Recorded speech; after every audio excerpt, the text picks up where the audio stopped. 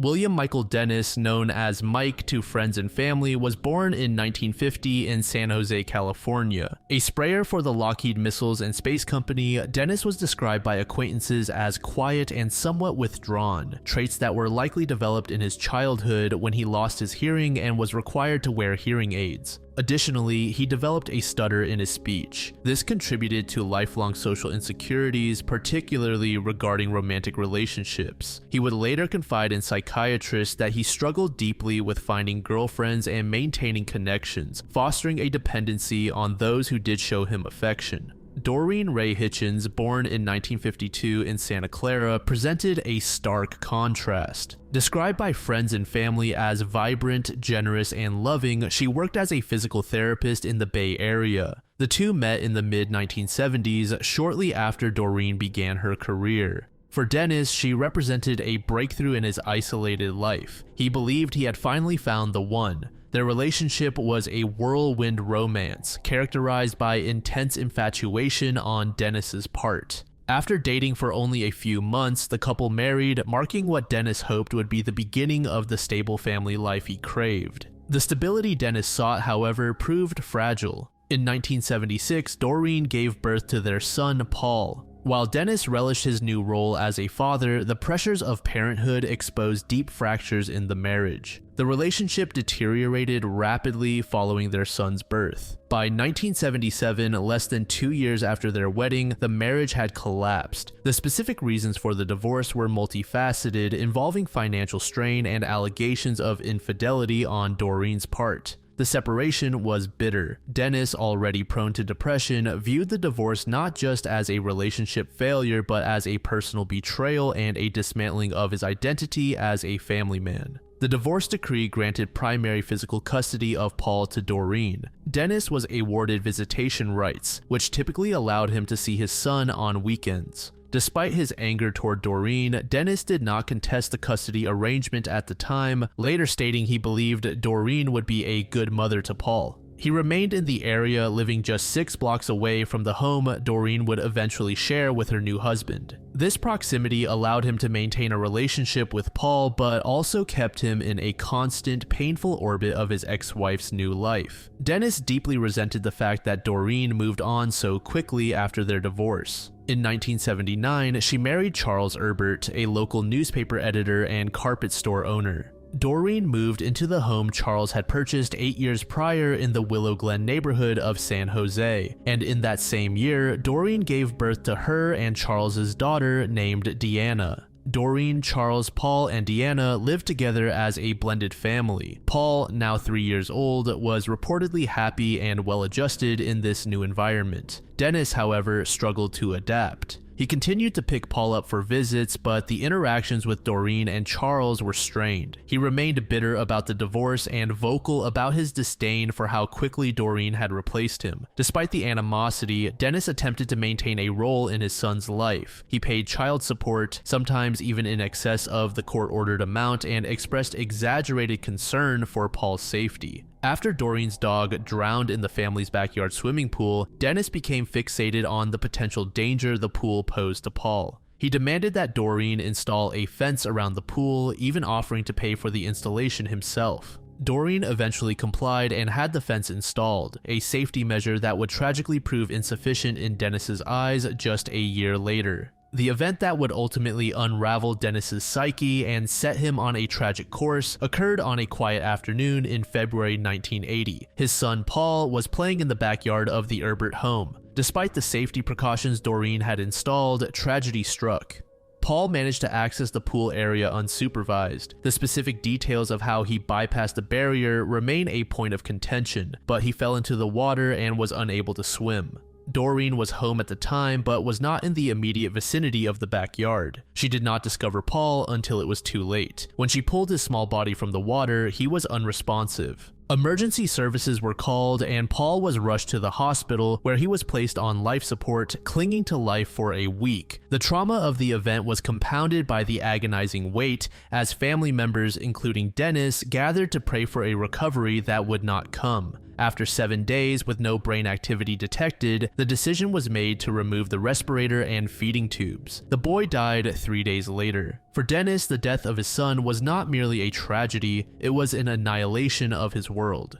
Friends and co-workers later testified that Paul had been the center of Dennis's universe, the one bright spot in a life otherwise defined by social isolation and a history of depressive episodes. With Paul gone, Dennis's tether to stability snapped. While grief is a natural response to such a loss, Dennis's reaction was distinct in its immediate turn toward blame. He refused to accept the official ruling of accidental drowning. In his mind, an accident was impossible, therefore someone had to be at fault. That someone, he decided, was Doreen.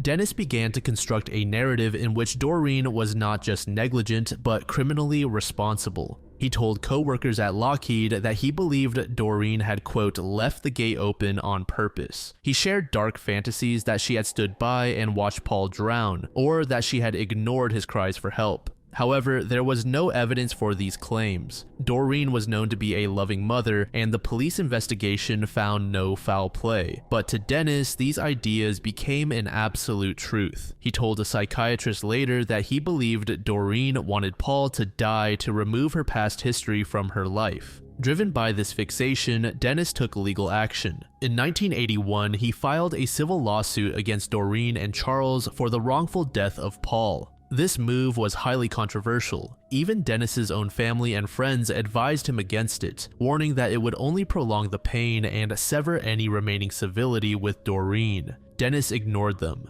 He told his attorney that he wanted Doreen to accept responsibility and that he couldn't bear the thought that she wasn't suffering as much as he was. The lawsuit went to trial in March 1982. The proceedings were emotionally devastating for all parties. Dennis's legal team attempted to prove that Doreen had been negligent in her supervision of Paul. However, the defense successfully argued that the drowning was a heartbreaking accident that could have happened to any parent, and that Doreen had taken reasonable precautions with the fence. The jury returned a verdict in favor of the Erberts, clearing them of all liability. The judgment was a crushing defeat for Dennis. In the courtroom after the verdict was read, he reportedly broke down, wailing, "She got away with it." This moment marked a critical turning point. The legal system, which he had hoped would validate his anger and punish Doreen, had instead exonerated her. Following the trial, the separation between Dennis and the Erberts became even greater. In the courthouse hallway, Charles confronted Dennis, telling him never to come near their home again. This severed the last legitimate link Dennis had to Doreen. Without visitation weekends or legal proceedings to occupy him, Dennis was left alone with his festering rage. Between 1982 and 1984, Dennis's life entered a steep decline. At work, his performance plummeted. The once diligent employee became distracted and erratic, eventually leading to a demotion from his position as a sprayer at Lockheed to a lower-paying, less prestigious role. This professional failure only fueled his sense of victimhood. Socially, he withdrew completely. He stopped mentioning Paul to friends, a silence that some interpreted as healing but was actually a sign of deep compartmentalization. Inside, he was ruminating constantly. He began to track Doreen's life from a distance. When he learned in 1984 that Doreen was pregnant again, it was the final insult. To Dennis, this new baby was an attempt to replace Paul. The fact that Doreen and Charles planned to give the baby boy the same name was, in his mind, a direct mockery of his dead son. During this period, his fantasies of revenge evolved from vague wishes of harm into concrete plans. He began to stockpile materials in his garage, including handmade coffins, body bags, and weights, as part of a plot to eradicate Doreen's entire family. The death of Paul had been the catalyst, but the 2 years of stewing in perceived injustice transformed Dennis from a grieving father into a killer waiting for the perfect moment to strike. On the evening of Wednesday, October 31st, 1984, the streets were filled with the laughter of children celebrating Halloween, and inside the Erbert home, it was equally as festive. Doreen, now visibly heavy with her second pregnancy, had spent the early evening out with her daughter. She was due in early November, just days away. After their neighborhood rounds, Doreen and Deanna returned home to join Charles. Around 8:45 p.m., the family's candy supply began to dwindle. Charles decided to make a quick run to a nearby store to restock and also pick up some alcohol. He estimated he would be gone for no more than 15 minutes. He left the house around 9 p.m., leaving the front door unlocked as they expected constant visitors. Inside, Doreen and Deanna were alone. They were reportedly watching a movie together, enjoying the cozy safety of their living room. Then, shortly after Charles's departure, a knock came to the front door. Deanna later recalled that this sound was distinct. It wasn't the tentative tap of a child, but a louder, more aggressive pounding. Expecting another group of kids, Doreen rose to answer it. When she opened the door, she was not greeted by a child in costume, but by a looming figure dressed in a mechanic's coveralls. His face was entirely obscured by a grotesque rubber wolf mask with bulging eyes, sharp teeth, and a lolling tongue. The figure turned out to be Dennis, and he wasted no time once the door was opened. He forced his way inside, letting out a muffled, "I'm going to kill you." Doreen screamed at the intruder to get out of her house while also yelling for her daughter to find a place to hide. The little girl then scrambled behind the living room furniture, crouching in the shadows as the fight unfolded just feet away. Dennis was armed with an 18-inch machete, and the assault gradually moved into the living room. Doreen fought for her life, but the weapon was devastating. She suffered multiple deep, chopping wounds to her head and torso. However, Dennis wasn't slashing away aimlessly. He was targeting Doreen's abdomen, ultimately achieving his goal of removing and ending the 8-month-old fetus. When the violence ceased, silence fell over the room. Dennis, breathing hard inside the mask, scanned the area. He walked toward where Deanna was hiding, but did not physically harm her. Instead, he delivered a chilling message. "If you tell anyone, I'll come back and kill you too." He then exited the house, leaving behind a scene of carnage. He also left behind the wolf mask, which he discarded on the front porch as he fled. Charles returned from his errand approximately 15 minutes after he had left. The time was roughly 9:15 p.m.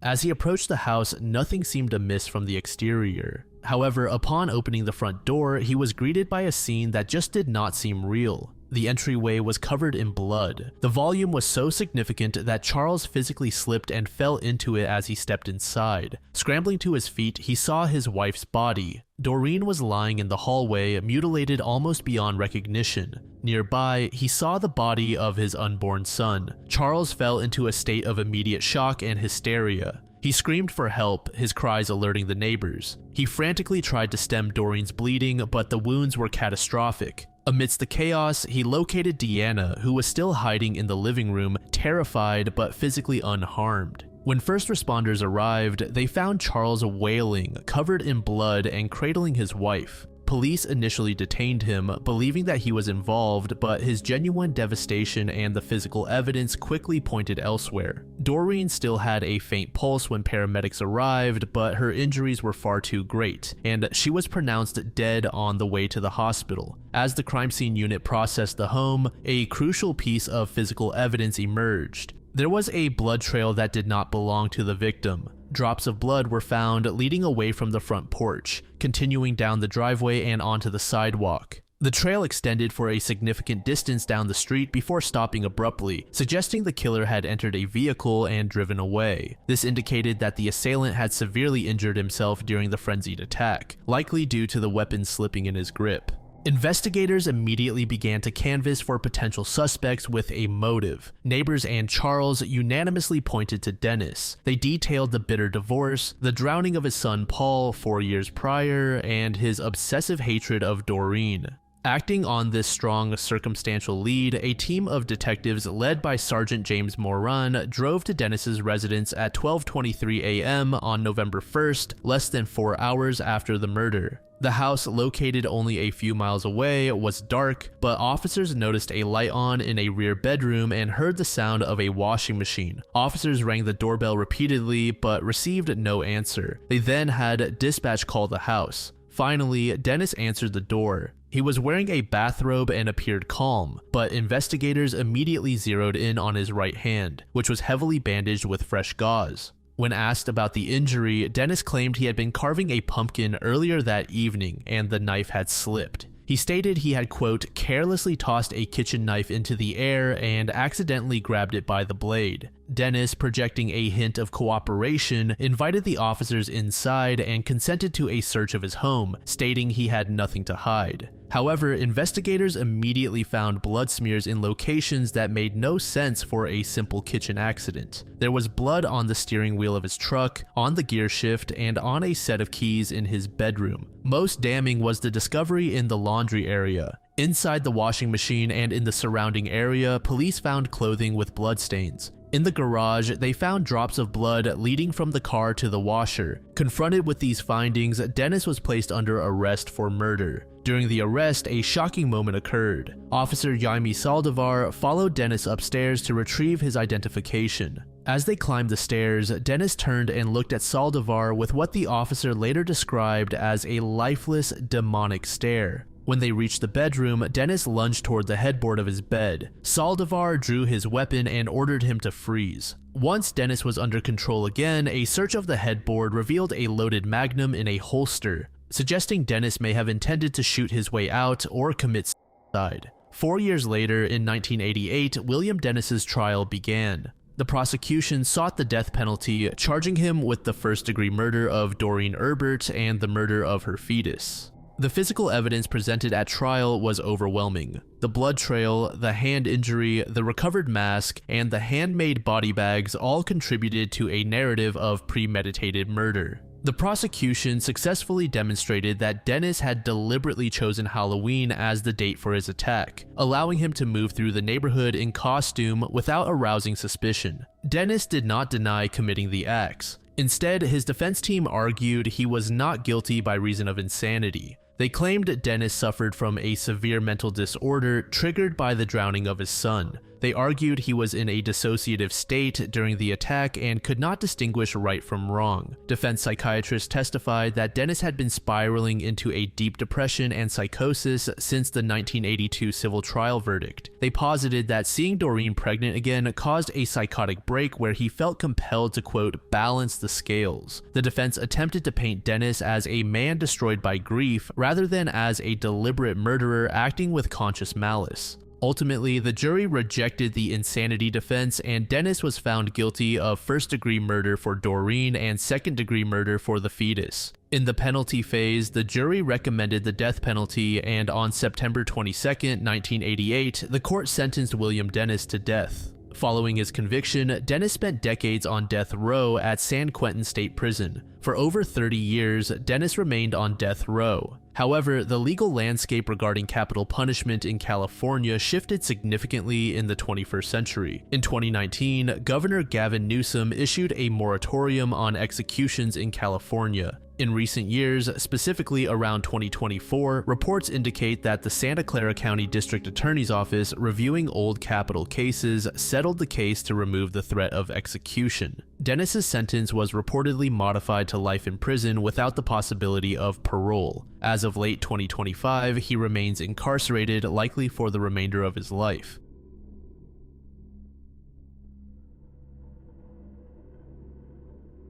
In Stokes County, North Carolina, in the year 1929, resided the Lawson household. Charles Lawson, a father and husband, was a tenant farmer working the land, a task that required the labor of his entire household to remain viable. The year 1929 had been a turbulent one for the American economy. The stock market had crashed in October, sending shockwaves that were just beginning to ripple into the deep rural South. For a family like the Lawsons, disposable income was a myth. Every cent earned from the harvest was typically put aside for debts, tools, or essential needs. New clothing was a luxury usually reserved for when someone was in absolute dire need of replacements, and that was only after the old clothing could no longer be repaired or patched up. It is against this backdrop of immense frugality that Charles's behavior in the first weeks of December becomes a glaring red flag. Lawson, known among his neighbors as a man who could be both hardworking and peculiarly intense, abruptly broke his family's pattern.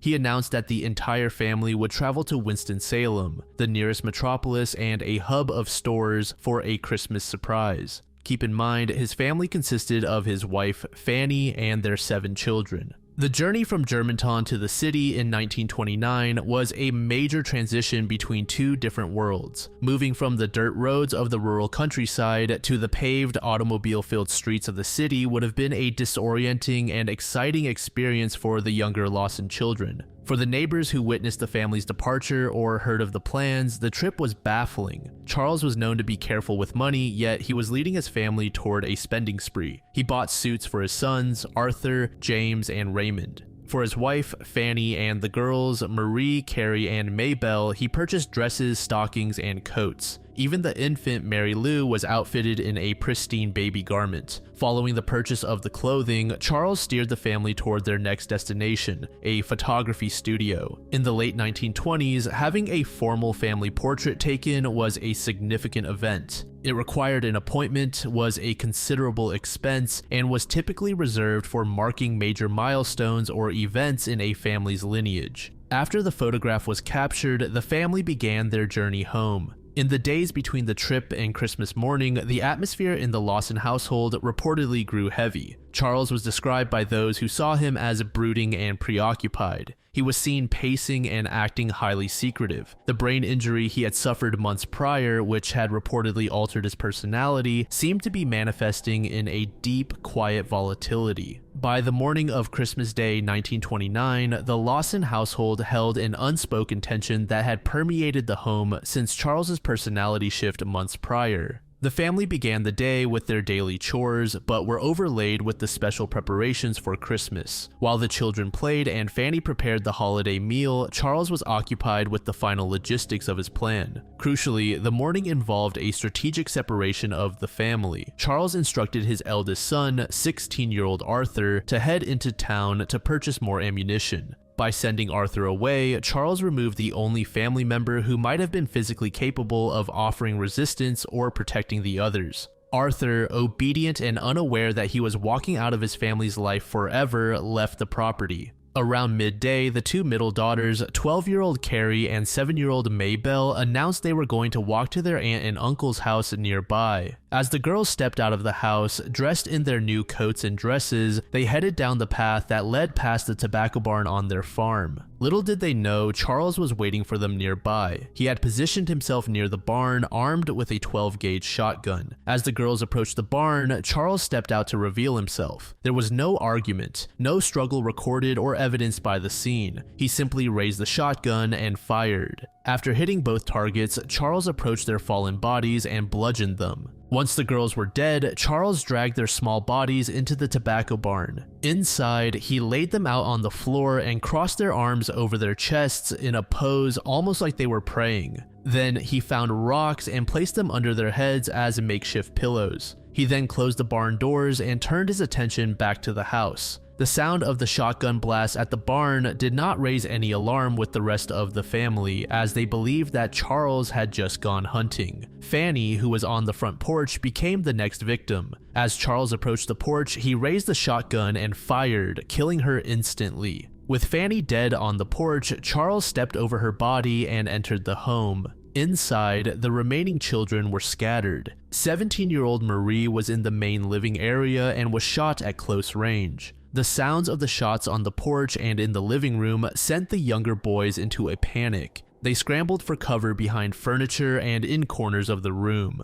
Charles, however, was methodical. He did not fire blindly into the room and leave. He hunted them. He moved through the house, locating his small sons where they cowered. Like their sisters in the barn, they died in their new Christmas suits. The final victim in the house was the most defenseless. 4-month-old Mary Lou was in her crib. For reasons that psychologists and criminologists have debated for decades, he did not use the shotgun on the baby. Instead, he bludgeoned the child to death. Following the violence, Charles did not immediately flee. He repeated the ritual he had performed in the tobacco barn. He moved through the house, attending to the bodies of his wife and children. He positioned them and crossed their arms. And once again, he sought out rocks or hard objects to place under their heads as pillows. With his entire family, save for Arthur, dead, Charles left the house. He walked into the dense woods that bordered the property. Evidence found later, specifically a circular track of footprints around a tree, indicated that he spent a considerable amount of time in the woods. As time passed, neighbors grew increasingly suspicious from the series of gunshots they heard coming from the Lawsons property. Eventually, some of them went to check on the family, leading to the discovery of the bodies. This set into motion a search party for Charles. Before they could reach him, or perhaps as he heard them approaching, Charles ended it. He ended his life with the same shotgun he had used on his family. Most historians and theorists believe that Charles's choice of sending Arthur out on an errand was a deliberate act of mercy. He may have been unable to bring himself to kill his firstborn son, or perhaps felt the need to leave a survivor behind to bury the rest of the family. Arthur lived for another 16 years, eventually marrying and having 4 children of his own, before dying in a trucking accident in 1945 at the age of 32.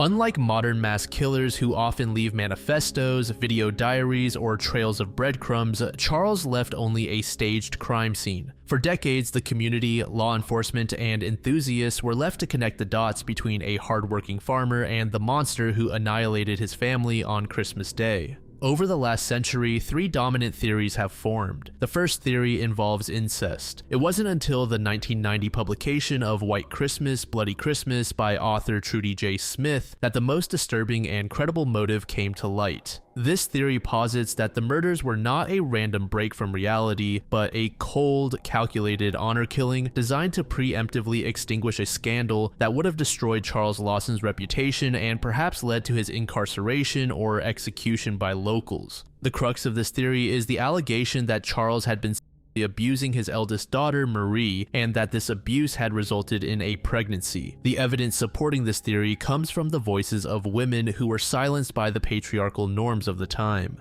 Trudy's research uncovered interviews with Marie's close friend, Ella Mae Johnson. According to Johnson, in the weeks leading up to Christmas, Marie had confided in her a terrifying secret. Marie allegedly told Johnson that she was pregnant, and when asked who the father was, she revealed it was her own father. Marie expressed dread not just about the pregnancy, but about what her father would do when the signs of pregnancy became obvious. Corroborating this is the testimony of Stella Lawson, a cousin of the family. Stella claimed in later interviews that she had overheard Charles's wife voicing her own anguish. Fanny had reportedly become aware of the abuse and the pregnancy. The dynamic in the household was described as a powder keg. Fanny was distraught but powerless, Marie was trapped, and Charles was cornered. If Marie was indeed pregnant, the clock was ticking. By Christmas 1929, she would have been several months along. The winter coats and layers of clothing could only hide the physical evidence for so long. Once Marie began to show, the secret would be out. In the insular community of Stokes County, the revelation would have meant total social exile for the family and likely violent retribution against Charles. Viewed through this lens, the prelude to the murders takes on a sinister logic. The purchase of the new clothes and the portrait wasn't just a goodbye, it was an attempt to freeze the family's image as respectable before the truth shattered that image forever. The murder of the entire family, rather than just Marie, suggests Charles operated under a warped all-or-nothing mentality. He would rather end the family line on his terms than let it survive in shame. In his mind, he was saving them from the disgrace he had created. This theory also explains why he spared Arthur. As a male, Arthur was not the vessel of the shame from the pregnancy, and could carry on the Lawson name untainted, whereas the women were viewed as liabilities to the secret.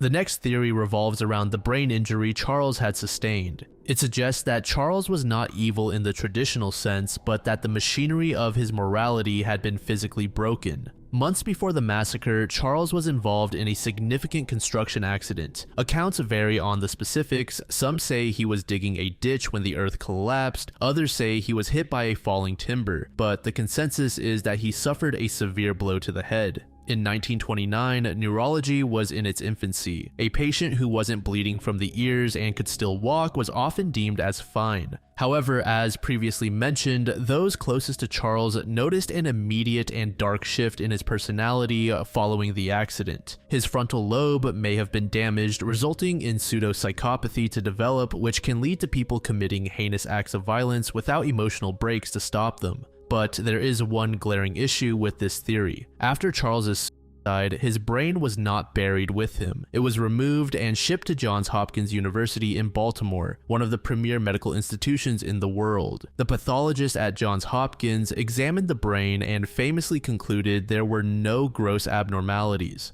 For decades, this finding was used to dismiss the brain injury theory. However, modern neurologists reviewing the case argue that the 1930 autopsy was woefully insufficient. The technology to detect micro-CTE or axonal shearing did not exist. A brain can look normal to the naked eye, but be microscopically devastated. If Charles had frontal lobe damage, his ability to regulate aggression would have been compromised. The stress of the incest secret, if true, or the financial pressure of the era might have triggered a catastrophic failure in a brain that no longer had the resilience to cope. Under this theory, Charles was a man whose fuse had been physically shortened to zero. The third theory relates the murders to the macro history of the United States. The Lawson murders occurred on December 25, 1929. Just 8 weeks prior, on October 29th, Black Tuesday had crashed the stock market, wiping out immense amounts of wealth and signaling the start of the Great Depression. While the full misery of the Depression had not yet gripped the rural South, the fear was palpable.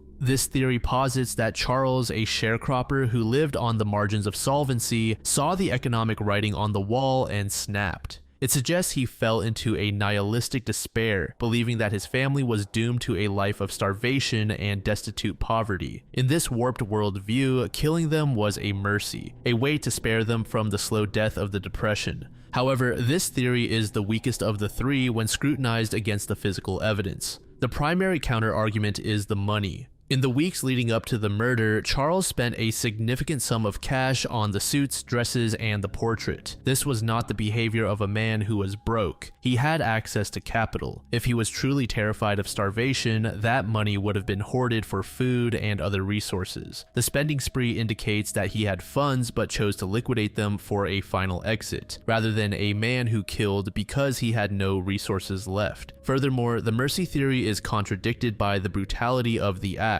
Bludgeoning a baby and hunting down toddlers are acts of rage and dominance, not mercy. A mercy killer typically uses methods perceived as painless. Charles's actions, which involved ambush, stalking, and bludgeoning, suggest a need to control and destroy, not to save.